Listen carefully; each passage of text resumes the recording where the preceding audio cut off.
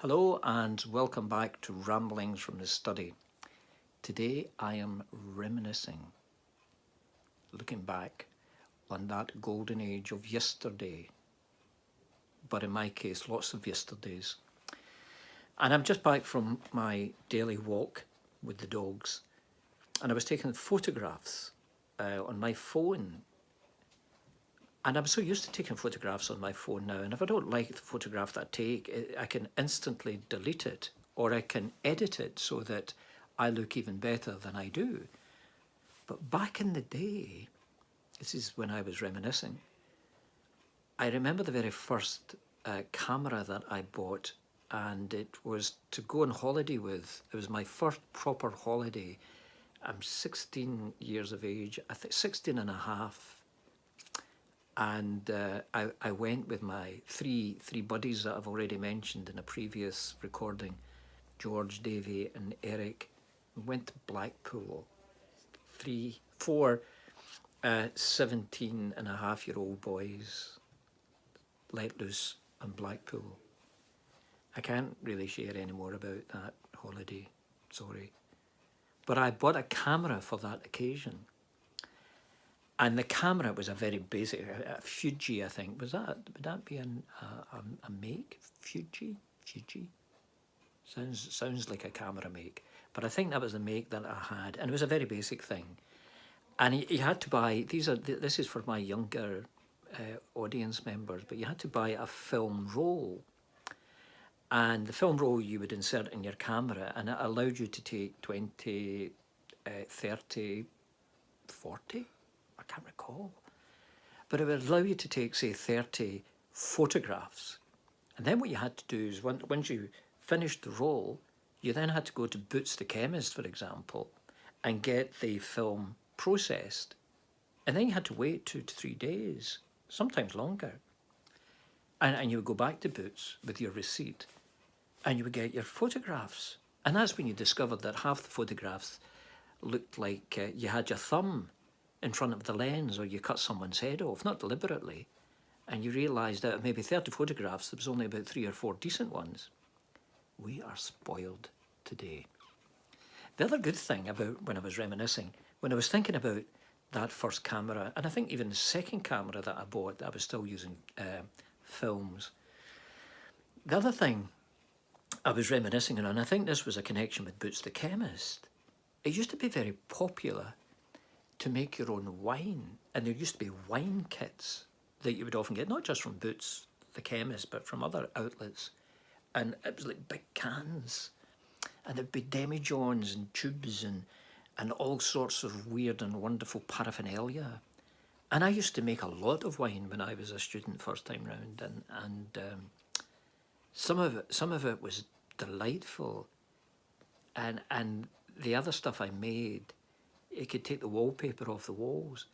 But again, you had to be patient. You would start off either with basic ingredients, in my case, tatty skins and other such things, or you would have a kit.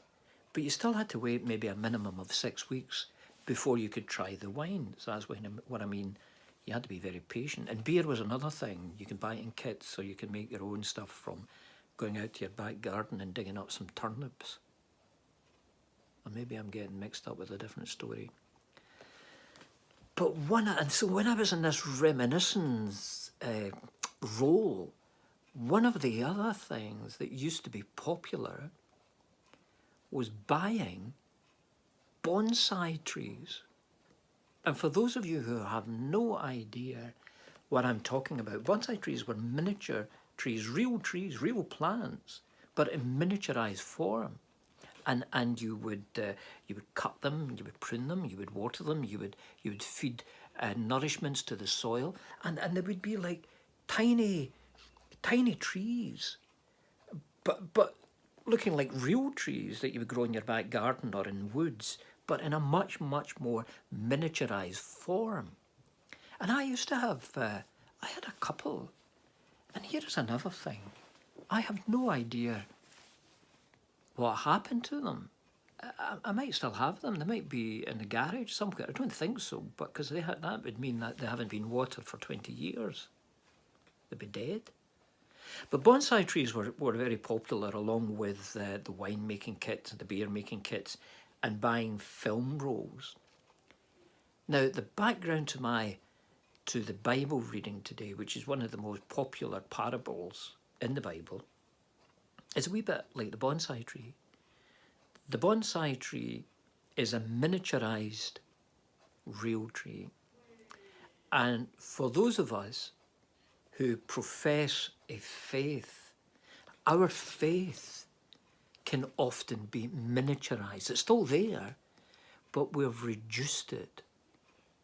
And it's difficult to share a reduced faith, the reduced knowledge of what we believe in, to others, because there's just enough miniaturized faith to do us as an individual. And here we are living in strange times where the attitude, the new philosophy is to open up, metaphorically speaking, and help and share and support other people. So that's a good parable, a modern parable for today's church. For those of us who feel as if we've got a miniaturized faith like the bonsai tree, maybe now is the time to open up, allow our faith to nourish, to grow, and we can only do that by sharing it. So Jesus tells a story along those lines, and we're going to listen to it now. Again, Jesus began to teach beside Lake Galilee. The crowd that gathered round him was so large that he got into a boat and sat in it.